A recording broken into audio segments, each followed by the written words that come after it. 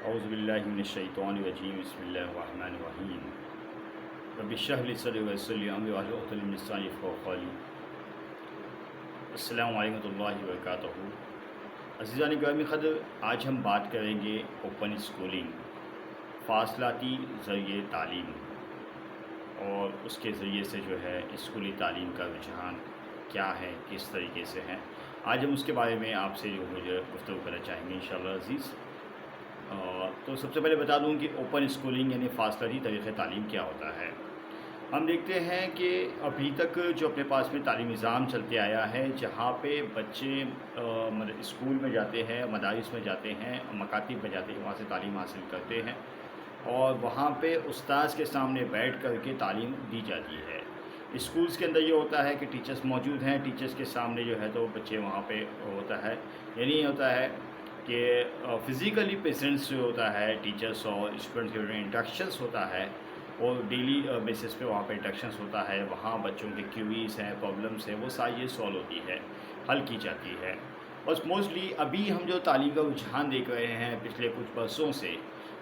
کئی جگہ پہ ہندوستان میں ایسا ہے کہ اس کے باوجود جو ہمارے پاس میں جو 88% حصہ ہے جو اسکولوں میں پڑھتا ہے، کالج میں پڑھتا ہے، اس کے علاوہ کچھ حصہ جو ہے ابھی تک ہندوستان کا یہ جو ہم دیکھیں گے پورا جو رپورٹس آئی ہے ایجوکیشنس کی، کئی سرکولیشنس آئے ہیں، اس کے حساب سے یہ ہے کہ آج بھی کئی لوگ جو ہیں تعلیم یافتہ نہیں ہیں، اسکول سے ڈراپ آؤٹ ہو گئے ہیں، پڑھ نہیں پائے ہیں، کسی وجہ سے ان کے اوپر یا تو کسی فیملی کا پریشرس تھا، خاندان کا اپنے پریشرس تھا، یا پھر ٹیچرس کی تو ڈانٹ ڈپٹ سے بچوں نے اسکول چھوڑ دیا۔ ایسے کئی بچے ہیں، ایسے کئی بڑے لوگ ہیں جو اپنا پڑھائی چھوڑ چکے ہیں، چاہے معاشی حالات بولیے یا طبعی حالات بولیے یا جو کچھ بھی بولیے۔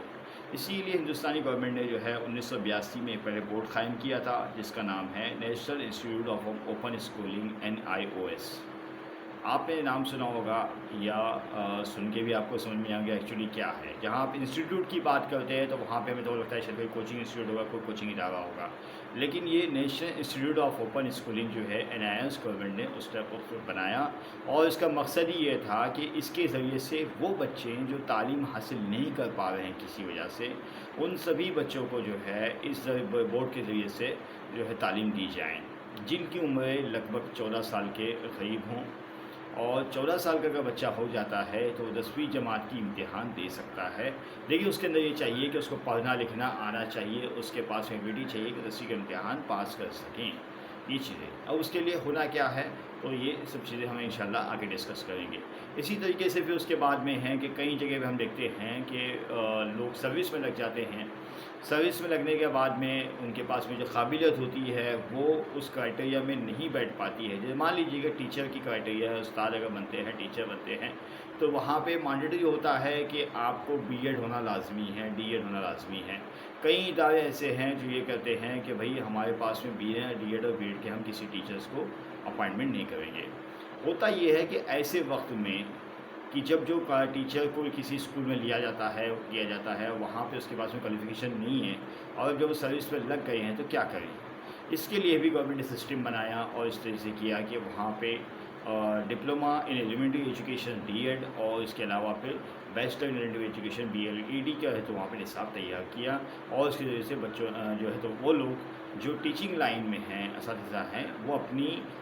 جاب کو ساتھ میں ملازمت کے ساتھ ساتھ جو ہے تو فاصلاتی طریقۂ تعلیم سے جو ہے اپنا امتحان دے سکتے ہیں۔ اسی طریقے سے وہ سبھی معلم حضرات جو علماء حضرات ہیں اسپیشلی، تو ان کا یہ ہوتا ہے کہ بھئی ابھی پڑھائی کر رہے ہیں، سب کچھ کر رہے ہیں، لیکن ابھی ہم کیسے کریں، ہمارا اپنی تعلیم ہے، ہم مدرسے سے پڑھے ہیں، سب کچھ کریں۔ تو اس کے لیے پھر اسی طریقے سے گورنمنٹ کی طرف سے ادارے بنتے گئے، یونیورسٹیز بنتی گئیں کہ جو پنڈت ہیں، آچاریہ ہیں، معلم ہیں، ان کو جو ہے تو کسی ایجوکیشن لائن میں کچھ کام کرنا ہے یا ملازمت کرنا ہے کسی جگہ پہ، اور وہاں ان کے لیے جو ہے اسکولی تعلیم کا ہونا لازمی قرار دیا جا رہا ہے۔ تو وہاں پہ پھر یہ ہے کہ ان کے لیے Indira Gandhi national open university, Maulana Azad national university اور اس طریقے سے کئی اداروں کا قیام عمل میں لایا گیا۔ ان کی وجہ سے یہ ہوتا ہے کہ وہ اپنی ملازمت کے ساتھ ساتھ اور اپنے گاؤں میں رہتے ہوئے، اپنے علاقے میں رہتے ہوئے بھی اپنی تعلیم کو جاری و ساری رکھ سکتے ہیں۔ یہ مختصر طور میں آپ کو یہ بات کر رہا ہوں، پھر انشاءاللہ ہم اسٹیپ وائز ایک سیشن میں بھی جائیں گے۔ تو ابھی میں آپ کو یہ بتا دوں کہ ان کا مقصد کیا ہے، یہ سب اوپن اسکولنگ کا۔ کیا یہ اوپن اسکولنگ سسٹم جو ہے ہماری ریگولر تعلیم کی مساوی ہے؟ کیا اوپن اسکولنگ تعلیم حاصل کرنے والا بچہ انجینئرنگ لائن میں بھی جا سکتا ہے، میڈیکل لائن میں جا سکتا ہے یا نہیں جا سکتا ہے؟ یہ طرح طرح کے سوالات ہمارے پاس میں روزانہ اٹھتے ہیں، روزانہ ہے تو ہر چیز کا کوئی سوال جواب ہوتا ہے۔ تو ہم نے سوچا کہ بھئی ایک میتھڈ بنایا جائے، اس کے ذریعے سے جو ہے وہ سبھی سوالوں کے جوابات ایک ایک کر کے سب کو دیے جائیں۔ تو سب سے پہلے بات بتا دوں کہ وہ بچے جو national institute of open schooling NIS سے یا اسٹیٹ اوپن اسکولنگ SIOS سے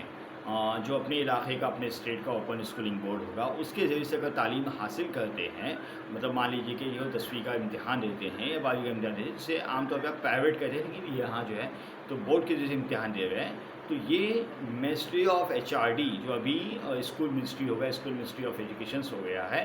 تو وہاں سے جو ہے نا تو منظور شدہ ہوتا ہے، حکومت تو اس کو منظور کر کے ہی اس کو کچھ کرواتی ہے، اسی لیے اس کی مماثلت ہر اسٹیٹ میں مانی جاتی ہے۔ جو اسٹیٹ اوپن اسکولنگ سے بچہ تعلیم حاصل کرتا ہے وہ ہر جگہ جو ہیں ایلیجیبل ہیں تعلیم حاصل کرنے کی، اگر اس کے اندر وہ ایبیلٹیز ہیں تو۔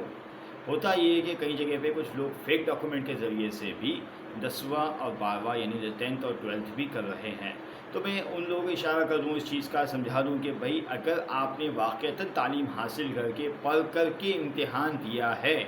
تو you are eligible to do these things, کہ اگر آپ وہاں پہ پڑھی ہیں، امتحان دیے ہیں، اس بورڈ سے پاس کیے ہیں، ریکگنائز بورڈ سے ریکگنائز طریقے سے امتحان دیا ہے، تو آپ کو ایلیجبلٹی ملتی ہے، آپ کو اہلیت ملتی ہے کہ آپ وہاں پہ اگر ریگولر تعلیم میں مان لیجیے کہ 11ویں جماعت میں اگر تعلیم حاصل کرنا ہے اور آپ نے 10ویں اوپن اسکولنگ سے کیا ہے تو you are eligible to take admission in 11th in regular colleges also. یہ گورنمنٹ کا رولس ہے، 1963 سے لے کر کے جتنے بھی گورنمنٹ نے قانون بنایا ہے کہ نیشنل کوالٹی ایجوکیشن سسٹم کا جو قانون بنایا ہے گورنمنٹ نے، اس کے حساب سے آپ اہلیت رکھتے ہو۔ تو یہ چیز کو پہلے سمجھ لیجئے گا کہ ہر جگہ وہ مساویت مانی جاتی ہے۔ کچھ اسٹیٹس میں آپ کو وہاں پہ ایکٹ کے ذریعے سے وہ ڈاکومنٹ آپ کو شون کرنا ہوگی کہ آپ کی یہ مماثلت جو ہے تو آپ کی جو کوالیفیکیشن ہے، قابلیت ہے، یہ یہاں اس بورڈ کے ذریعے سے حاصل ہوئی ہے۔ اگر آپ وہ واضح کرو گے، آپ سمجھاؤ گے تو سامنے والا سمجھ کے اس کو ایکویلنسی دے سکتا ہے۔ اگر آپ کے پاس میں ڈاکومنٹیشن کلیئر نہیں ہے تو it is not possible to do these things, تو یہ پہلی بات سمجھ لیجیے گا۔ اسی طریقے سے جو بچے 12ویں جماعت فاصلاتی طریقے تعلیم سے تعلیم حاصل کرتے ہیں، 10ویں کے بعد میں انہوں نے 12ویں جماعت کیا اور اوپن اسکولنگ بورڈ سے وہ چاہتے ہیں کہ ریگولر بورڈ میں تعلیم حاصل کریں، تو ریگولر یونیورسٹیز میں جو ہے آل انڈیا یونیورسٹیز ایکٹ جو ہیں AIU کا جو سیکشنز ہوتا ہے، وہاں جو لسٹ آف یونیورسٹیز ہے، لسٹ آف کالجز ہے، لسٹ آف بورڈز ہیں، اس کو آپ چیک آؤٹ کیجئے، اس کو تو دیکھیے کہ کون کون سے بورڈ مماثلت مانے گئے ہیں، ان کے حساب سے ریکگنائز بورڈز ہیں، اس بورڈز کے کو جو ہے تو کسی بھی کالج میں پرمیشن ملتی ہے کہ وہاں وہ بورڈ کا پاس ہوا بچہ جو ہے ایڈمیشن لے سکتا ہے۔ ریکگنائز بورڈ جو ہوتے ہیں، اپروڈ بورڈ جو ہوتے ہیں، کئی اسٹیٹس میں کسی اسٹیٹ میں 2 آٹونومس بورڈز موجود ہیں، ایک اوپن اسکولنگ کا بورڈ ہے، ایک اسٹیٹ کا ریگولر بورڈ ہے، تو ایسے اس میں کوئی دقت نہ آئے اس کے لیے آپ کو لسٹ کو سرچ آؤٹ کرنا ہوگا، لسٹ چیک کرنی ہوگی، لسٹ فائنڈ آؤٹ کرنے کے بعد میں آپ اس کی وجہ سے اپنا ایڈمیشن لے سکتے ہیں۔ اسی طریقے سے اب گریجویشن کر رہے طلبہ ہوتے ہیں، کئی بار یہ ہوتا ہے کہ عالمیت کی سطح کی مماثلت پہ لوگ چاہتے ہیں کہ ہمیں جو ہے تو BA بھی کرنا ہے، جو ہے تو کچھ اور بھی کرنا ہے، یا ہم کو نیٹ سیٹ ایگزام دینا ہے۔ بالکل آپ دے سکتے ہیں، اس میں کوئی دو رائے نہیں ہے، لیکن یہ ہے کہ آپ کی وہ جو عالمیت کی صنعت ہے مماثلت ہونی چاہیے، کہ مطلب اس کی جو تعلیم کا جو پیریڈ ہے، ایجوکیشن کا پیریڈ ہے، وہ 9 سالہ پیریڈ آپ کا ہونا چاہیے، تب آپ جو ہے کسی اس میں جو ہے مانے جاتے ہیں کہ آپ وہاں پہ BA کا ایلیجبلٹی امتحان ہے، پہلے اہلیتی امتحان آپ کو دینا ہوگا کہ آپ BA کی صنعت کے لیے جو امتحان دے رہے ہیں تو آپ کو وہاں پہ اہلیت اپنی دکھانی ہوگی۔ اگر آپ وہ امتحان کوالیفائڈ کر لیتے ہو then you will take admission in BA۔ Bachelor of arts میں آپ وہاں پہ ایڈمیشن لیجئے گا اور بیچلر آف آرٹس میں ایڈمیشن لے کر کے اس کے آگے کی تعلیم آپ مکمل کر سکتے ہو۔ تو یہ ہے اس کا مختصراً واضح جواب ہے کہ کیسے کس طریقے سے کیا جا سکتا ہے۔ انشاءاللہ عزیز ہم دوسرے لیکچرز میں انشاءاللہ آپ کو اور ڈیٹیل میں بتائیں گے۔ اگر مزید رابطہ کرنا ہو، کوئی معلومات حاصل کرنی ہو تو آپ ہمارا نمبر نوٹ کیجئے، ہمارا نمبر ہے 7262040544۔ ایک بار دوبارہ سے نمبر لکھ لیجیے گا، 7262040544، یہ ہمارا نمبر ہے۔ آپ کو تعلیم کے بارے میں، ایجوکیشن کے بارے میں اور کالجز کے بارے میں اسکول جو بھی معلومات حاصل کرنی ہو، چاہے وہ ریگولر طریقے سے تعلیم حاصل ہو یا فاسٹ طریقے سے، آپ بالکل کسی وقت ہمیں فون کر دیجیے گا انشاءاللہ عزیز، آپ کی خدمات کے لیے ہم حاضر ہیں۔ اپنی دعاؤں میں یاد رکھیے۔ جزاک اللہ خیر۔ السلام علیکم۔ اللہ حافظ۔